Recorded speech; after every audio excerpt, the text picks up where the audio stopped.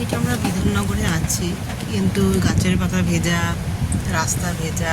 বৃষ্টির দিনে একটুখানি বেরিয়েছিলাম আমি আমার বোনের সাথে, আজকে একটু আমরা ফ্রি ছিলাম।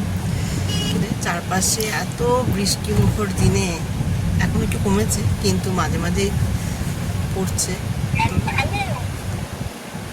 বিধাননগর মানে সল্টলেকের কাছাকাছি ছিলাম, আর আমাদের খুব খিদে পেয়ে গেছিলো, সেই জন্য সল্টলেকের কাছে অল্টো রেস্টুরেন্টে আমরা চলে গেছিলাম।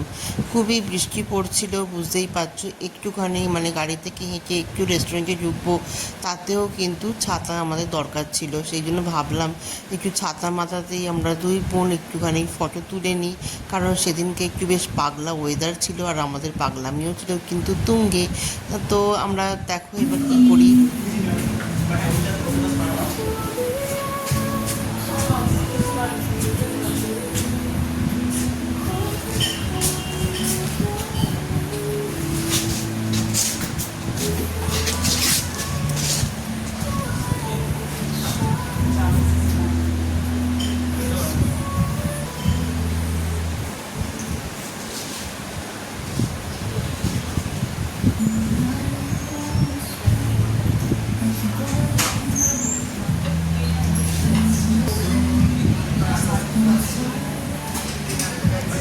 রেস্টুরেন্টের ভেতরের অ্যাম্বিয়েন্সটা তো খুবই সুন্দর ছিল। আমি একটু ঘোরাঘুরি করলাম, তারপরে মেনু কার্ডে আমি দেখতে লাগলাম। কিছুক্ষণ আগে বোনও দেখছিল, দেখতে দেখতে আমরা খাবার পছন্দ করলাম।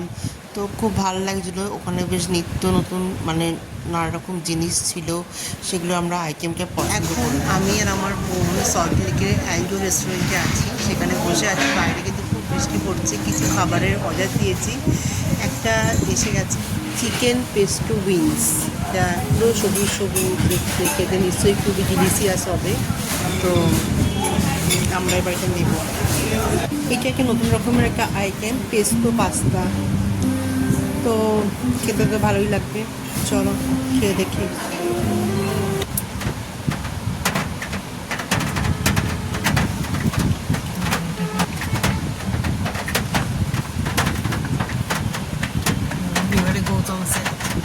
এত বৃষ্টি পড়ছে যে তখন আর যেতে ইচ্ছে করছে না। এখানে গৌতমসের চাটা খুব ভালো হয়, আমরা মাঝে মাঝে সুযোগ পেলে খাই।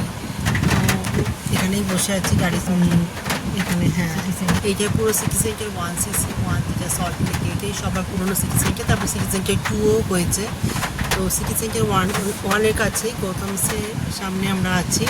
এখন এই বর্ষার বসে বসে চা খাবো, গরম গরম চা। এখানে খুব মশলা, কি চায়ের মশলার খুব গন্ধ বেরোচ্ছে, খুব ভালো লাগছে। এই বর্ষা দিনে গরম গরম চা খুব ভালো লাগে। এক চুমুক চা ফু দিয়ে, গরম জলের চুমুক দিয়েই আমরা বাড়ি ফিরেছি।